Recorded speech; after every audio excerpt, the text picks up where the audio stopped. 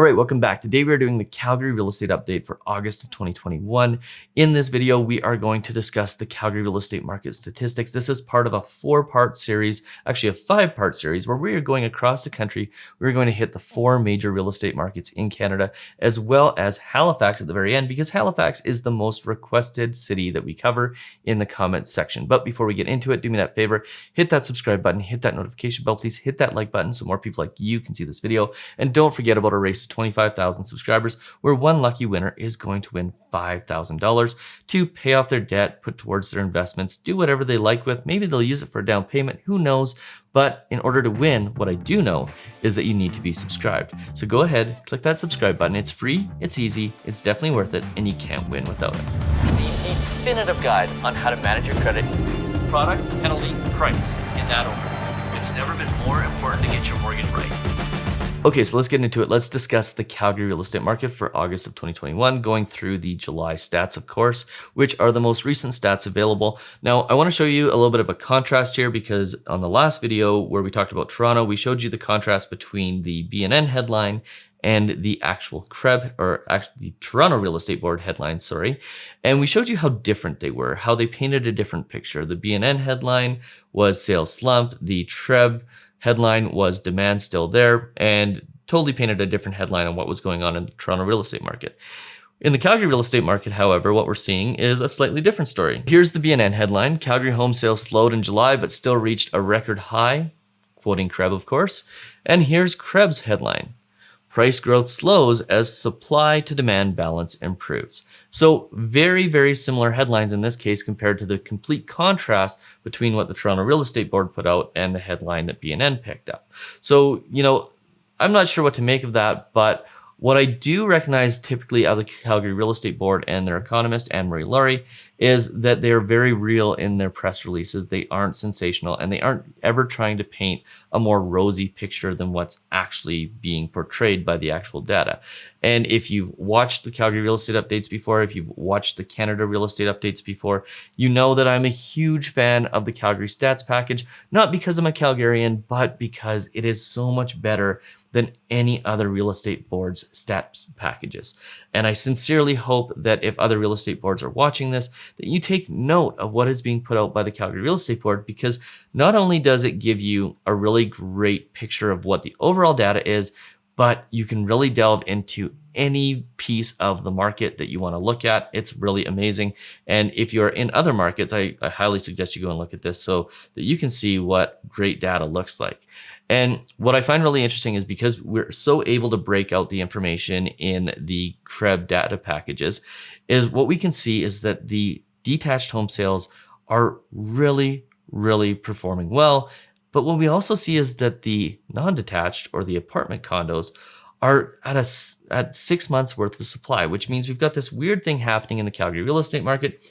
We've got essentially a seller's market in detached homes and a buyer's market in condos and attached homes. And this is in contrast to what's happening in Toronto, where housing prices for detached have gone up so much that the condo market is starting to pick up.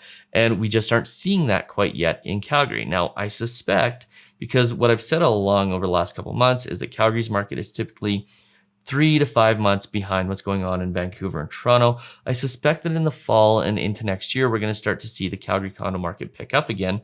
But it's a really interesting time, and possibly a really great buying opportunity if you're looking at that condo market in Calgary. Now, looking at the data package here, we can see that sales for July are up. They're up 26.4% over last year. Now, July obviously was a big year. That's when things started getting back to normal last year. So they're up to 2,319 sales. This is, by the way, a record for July sales in Calgary. We're seeing the total residential price up to $460,000. That's up 10% year over year. We're seeing new listings are up, which usually means that we're going to start to see the market balance out. So if you are a buyer in Calgary, suspect that going into the fall, there may be a good opportunity to buy at normal prices and normal levels of sanity instead of in bidding wars. And then we're just seeing things like inventory and month of supply start to go up, although month of supply is slightly down compared to last year, but up compared to the previous month. And really, I won't go through all of this data with respect to detached price, semi-detached price, row price, apartment prices, but what you can see is that just by looking at it, all of these prices are up pretty much across the board. Although, because there's so much inventory in the apartment area, the apartments aren't up as much as the rest of the market. And then just going in and taking a look at some other data, I love this because it breaks out visually the different parts of the city. You can see the average prices in different parts of the city and what markets are performing well. Obviously, if you're in the Southeast, you're doing really, really well from a demand perspective and a price point perspective. Other markets aren't necessarily doing as well. City center has lots of apartment buildings, so we're not seeing housing prices go up as much in the city center as we are in other parts. And then the west side of the city, which is where we happen to live, always just seems to be slow and steady. They're never the lowest and they're never the highest, but very consistent all the way through in almost any given year. And then I just want to take you down and show you page 11 here, because page 11 has some really interesting data with respect to City of Calgary total sales. Now I'm going to have to pop myself out of here so that you can see the actual data.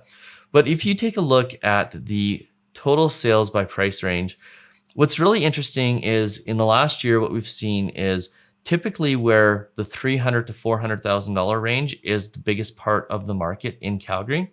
We've seen the prices shift up, and now the biggest price point in the market as far as number of sales goes is that $400,000 to $500,000 price range. Now, what that means for somebody who has a property that's in that price range is this is actually a really good time to be a move-up buyer. So a buyer that is looking at purchasing and looking at getting a higher end home, because you've got lots of demand in that $400,000 to $500,000 price range.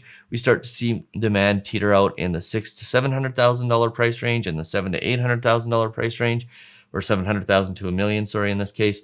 And really what that means is that you've got this opportunity to sell, get top dollar for your property, and maybe get a little bit of a deal on those higher end properties because they haven't gone up as much in value as the $400,000 to $500,000 price range has. And you know, a lot of people are still thinking about making that move to a bigger house, thinking about making that move to a bigger property. Still, I mean, being close to downtown is always popular. In fact, we have this graph for our Calgary clients where we can show people moving from downtown and going out to the suburbs and then taking anywhere from 6 months to 2 years living in the suburbs and moving back downtown. But really what the opportunity here is to basically take that property that you've been living in and move closer to amenities and move closer to the places that you want to be in a significantly nicer house. And we're seeing a lot of our clients do that now. In the past, where we've dealt with a ton of first-time homebuyers, which we still do, we're starting to see those first-time homebuyers 2 or 3 years later start to make those moves into bigger properties and nicer properties. Now, the interesting thing is we always have this conversation with our clients. We always say, hey, you don't want to get a discount mortgage. You don't want to get a mortgage with a bona fide sale clause. You don't want to get a mortgage that has any sort of restrictions. And the reason why is because statistically, within 2 to 3 years, you're probably going to want to move. You're probably going to want to make a change to your mortgage. You're probably going to want to do something. And what time and history and the data now is telling us, and the experience that our Calgary clients are having, is that 3 years is about the point where people realize that they either bought too much house, not enough house, or simply want a different lifestyle. And that's what we're seeing. We're seeing lots of people moving, selling those $400,000 to $500,000 houses in the suburbs, buying a similar house in the downtown area, but paying $700,000 to $800,000 for it and buying the lifestyle that they want, rather than just living in a really nice house on the outskirts of the city. So, you know, again, just like in Toronto, really interesting things happening. If you're a first-time home buyer and you're looking at the condo market, some huge opportunities to buy there, especially with the amount of inventory that's available on the market. If you are looking at other parts of the market, you know, Calgary is still very affordable. Average household income definitely buys you average house, average price house, if not significantly more. Calgary has this unique circumstance where an average household income is pretty high relative to the rest of Canadians, and our housing prices are fairly low. So it becomes a really great market to buy real estate in right now because housing prices just haven't caught up to the rest of the country. Will they ever? Who knows? But it is a really, really effective place to live from a cost of living standpoint. So if you found this video useful, I think you'll find our Homebuyer Bootcamp useful. We're going to leave the registration for the Homebuyer Bootcamp open until August 16th. Teaches you everything from the mortgage aspect to how to select a realtor to how to write an offer to start to finish how to buy a home.